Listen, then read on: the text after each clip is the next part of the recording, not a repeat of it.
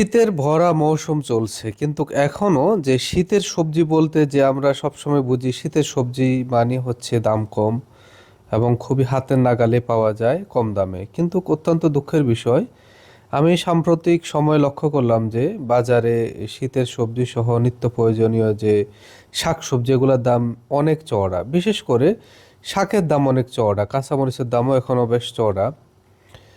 আমরা অনেক সময় এগুলা না জেনে সরকারকে দোষারোপ করি যে সরকার আসলে নিয়ন্ত্রণ করতে পারছে না, কিন্তু আসলে কি সত্যি কি তাই? যে কোনো পণ্যের দাম নির্ভর করে হচ্ছে সাপ্লাইয়ের উপর, একইভাবে হচ্ছে এটা চাহিদার উপর। এখন বাজারে যদি আমি অনেকের সাথে কথা বলি যখনই যাই, তো আমি জিজ্ঞেস করলাম ওরা যখন আড়ত থেকে এই পণ্যগুলো নিয়ে আসে তখন তারা বলল যে আড়তে সরবরাহ কম, অর্থাৎ যে পরিমাণ শাকসবজি আড়তে থাকার কথা সেই পরিমাণ শাকসবজি থাকছে না। আবার অপরদিকে এটার ডিমান্ড কিন্তু অনেক, অর্থাৎ চাহিদা অনেক। মানুষ আমাদের শুধু ঢাকা শহরে প্রায় 3 থেকে 5 কোটি লোকের বসবাস, যদিও এটা সঠিক পরিসংখ্যান আমাদের কাছে নেই।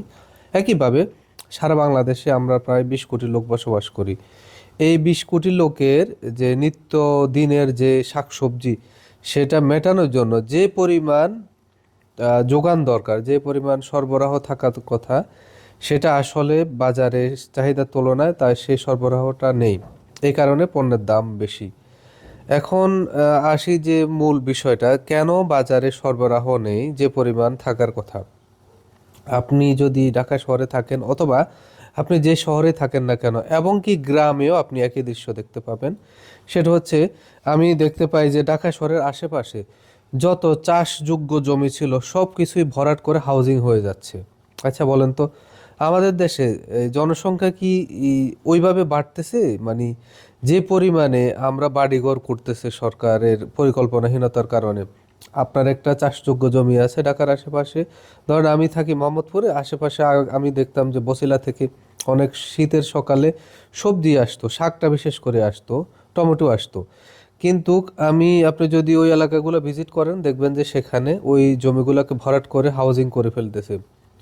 শুধু বছিলা নয়, ঢাকার আশেপাশে গাজীপুর পর্যন্ত শুরু করে নরসিংদী, যেখানে সবচেয়ে বেশি সবজি হয়, শাকসবজি উৎপাদন হয়, সব সব এলাকাগুলোকে হচ্ছে হাউজিংয়ের আওতায় নিয়ে আসা হচ্ছে।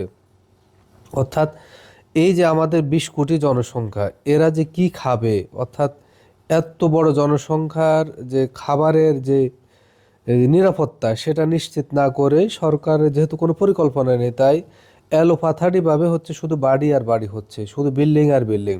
কিন্তু একবারও সরকারের মাথায় আসছে না যে আমি যে চাষযোগ্য জমিগুলোকে, যেহেতু সরকারেরও নিজস্ব কোনো পরিকল্পনা নেই যে কতটুকু জায়গাতে বাড়ি করতে পারবে, কতটুকু জায়গা এই 20 কোটি জনসংখ্যার জন্য খালি রাখতে হবে চাষের জন্য, তার যেহেতু পরিকল্পনা নেই, তাই সবাই ব্যক্তিগতভাবে, যেহেতু ব্যক্তিগত মালিকানায় তাদের সম্পত্তিটা রয়েছে, সে ইচ্ছা মতো এটাকে আপনার হাউজিং করে ফেলতেছে, বাড়ি করে ফেলতেছে। অথবা অনেকে দখলদাররা এই চাষযোগ্য জমিগুলোকে দখল করে করে বাড়ি করে ফেলতেছে। তো এই হলো আমাদের ঢাকা শহরের অবস্থা। আবার আমি যদি অপর দিকে বলি, আপনি যদি জেলা শহরগুলোতে তাকান, আশেপাশে যে চাষযোগ্য জমিগুলো আছে সবগুলাকে শুধু বাড়ি আর বাড়ি করতেছে। এবং কি আমি যখন আমার গ্রামে যাই আমার গ্রামকে চিনতে পারি না। রাস্তার দুই ধারে যেখানে আগে শাক সবজি অথবা ধান চাষ হতো সেগুলাকে শুধু বাড়ি আর বাড়ি করতেছে। মানে খুবই আশ্চর্য লাগে যে সরকার কিভাবে এই জিনিসগুলো মাথায় নেয় না। আমরা এই ডক্টর ইউনূস সরকার যখন 1.5 বছর ক্ষমতায় আছে, আমরা আশা করেছিলাম একটা সমন্বিত পরিকল্পনা করা হবে, যেখান থেকে আমাদের আগামী প্রজন্মের ওরা যাতে স্বাচ্ছন্দ্যে বসবাস করতে পারে তার একটা কর্মপরিকল্পনা গ্রহণ করা হবে। কিন্তু অত্যন্ত দুর্ভাগ্যের বিষয়, এমন কোনো পরিকল্পনা গ্রহণ করা হয়নি। তো এটা সবচেয়ে খারাপ বিষয়ের দিকটা কি জানেন? আমি 2023 সাল থেকে লক্ষ্য করেছি যে আমাদের দেশে কাঁচা মরিচটা পর্যন্ত বর্ষা সিজনে আমদানি করেছে ভারত থেকে। তো সামনে এমন দেখা যাবে যে আমাদের নিত্য প্রয়োজনীয় শাকসবজি প্রত্যেকটা বিষয়, প্রত্যেকটা জিনিসে হচ্ছে পার্শ্ববর্তী দেশ থেকে আমদানি করা লাগবে। আমাদের মনে হচ্ছে আমরা সেই দিকে দিন দিন যাচ্ছি। আপনি যদি ইউরোপ আমেরিকা সহ উন্নত দেশগুলোতে, ইভেন মিডল ইস্টেও যদি যান, ইচ্ছা মতো একটা লোক বাড়ি করতে পারে না। সব কিছু হচ্ছে সরকারের আওতাধীন, অর্থাৎ জনগণ হচ্ছে এটা শুধু লিজ নিতে পারে, 99 বছর বা একটা নির্দিষ্ট সময়ের জন্য লিজ নিতে পারে। জনগণ কখনো এই সম্পত্তির মালিক না, তারা ব্যবহার করতে পারে, তারা মালিকানায় থাকে লিজের মতো করে। কিন্তু আমাদের দেশে এই সিস্টেমগুলো না থাকার কারণে যার যেখানে আছে সে ইচ্ছা মতো বাড়ি করতেছে। ধরেন আপনি যদি গ্রামের কিভাবে জায়গাগুলো নষ্ট করা হচ্ছে, আমি আপনাদেরকে উদাহরণ দিই। ধরেন এক বাড়িতে 3 ভাই থাকে, ওরা যখন একটু সংসার বড় হয়, 3 ভাইয়ে 3টা জায়গা যদি ওদের থাকে, 3 জায়গাতে 3টা ঘর করে। এখন 3টা জায়গায় যে 3টা ঘর করলো, এই যে জায়গাগুলো নষ্ট হলো না?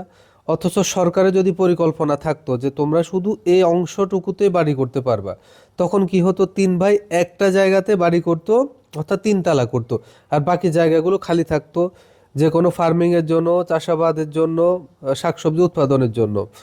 অর্থাৎ এই দেশ এমন একটা দেশ যেখানে আমাদের ভবিষ্যৎ প্রজন্ম আমাদেরকে ধিক্কার দিবে, অভিশাপ দিবে যে তোমরা কি করছো, আমাদের পূর্বপুরুষরা, তোমরা পুরো দেশটাকে ধ্বংস করে দিয়েছো। কারণ এখন দেখেন অলরেডি শুধু ঢাকা শহর না, গ্রামেও এখন আপনার খরা সিজনে হচ্ছে পানি পাওয়া যায় না, কারণ সবাই অপরিকল্পিতভাবে শুধু কল বসাচ্ছে মোটর। তো এমন সিস্টেম করতেছে যে সামনে যেটা সাস্টেনেবল ডেভেলপমেন্ট বলে ওইটা আর কিছুই থাকবে না, অবশিষ্ট আমাদের কিছুই থাকবে না, শুধু সরকারের এই পরিকল্পনাহীনতার কারণে। তো আমরা আশা করব সামনে যে সরকার আসবে, আশা করি যেহেতু তারেক রহমান, আমরা হয়তো আশা করতে পারি যে বিএনপি আসবে এরকম ধারণা সবাই মনে করতেছে। আর তারেক রহমান যেহেতু বিদেশে আছে, লন্ডনে আছে, উনি অনেকবার অনেক বক্তৃতাতে আমি শুনেছি যে উনি বিদেশের যে ভালো ভালো নিয়মগুলো উনি ওখানে শিখেছে, এগুলা উনি বলেছে দেশে ইমপ্লিমেন্ট করবে। তো দেখা যাক, আমরা আশা করব সামনে যদি বিএনপি আসে, আমরা আশা করতে পারি যে এমন নতুন নতুন সমন্বিত, এমন নতুন নতুন ভালো উদ্যোগ দেশের জন্য গ্রহণ করবে, যাতে আমরা শুধু না, আমাদের ভবিষ্যৎ প্রজন্ম 1000 বছর পরেও যারা থাকবে, তারা অন্তত পক্ষে বলতে পারবে না আমাদের পূর্বপুরুষরা আমাদের জন্য ভালো কিছু করে গিয়েছে। আপনি দেখেন তো ইউরোপ আমেরিকাতে তাদের চাইলে কি ইচ্ছা মতো এক জায়গায় ঘর বাড়ি করতে পারে? কখনোই পারে না, কারণ সরকার নির্ধারণ করে দেয় এই জায়গাটা চাষাবাদের জন্য সংরক্ষিত, এই জায়গাটা হাউজিংয়ের জন্য। আপনারা দেখবেন যে গত কয়েক বছর আগে কানাডাতে বিশাল পরিমাণে হচ্ছে হাউজিং ক্রাইসিস চলছে। কানাডা হচ্ছে পৃথিবীর 2য় বৃহত্তম দেশ রাশিয়ার পরে। এত বড় দেশে কিভাবে হাউস ক্রাইসিস চলে? অর্থাৎ সে দেশে মানুষের বাসস্থানের জায়গা হচ্ছিল না, কারণ তারা সরকার নির্দিষ্ট করা আছে এর বেশি বাড়ি করবে না, এর বেশি চাষাবাদ জমিকে নষ্ট করবে না। আর আমাদের দেশে ইচ্ছা মতো যার এই টাকা আছে সে এটাকে ভরাট করে চাষযোগ্য জমিকে কোনো কিছু একটা করতেছে। এটা আসলে ও পারতপক্ষে হচ্ছে দেশের ভালো হচ্ছে না। সাময়িকভাবে হয়তো ওই ব্যক্তিটা লাভবান হচ্ছে, ওই জায়গাটা থেকে হয়তো সে ভাড়া পাচ্ছে, কলকারখানায় পায়, কোনো কমিউনিটি সেন্টার অথবা কোনো একটা দোকানপাট করলো। কিন্তু এখানে যে উৎপাদনশীল, অর্থাৎ এই জায়গাটা শুধু তার না, এই জায়গাটা শুধু পুরো বাংলাদেশেরই অংশ, মালিকানা আমি মনে করি।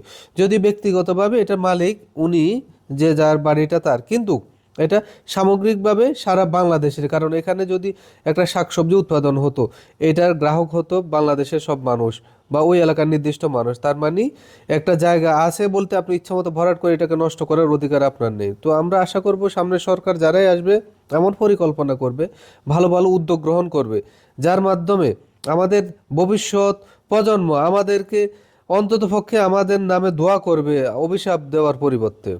আসসালামু আলাইকুম।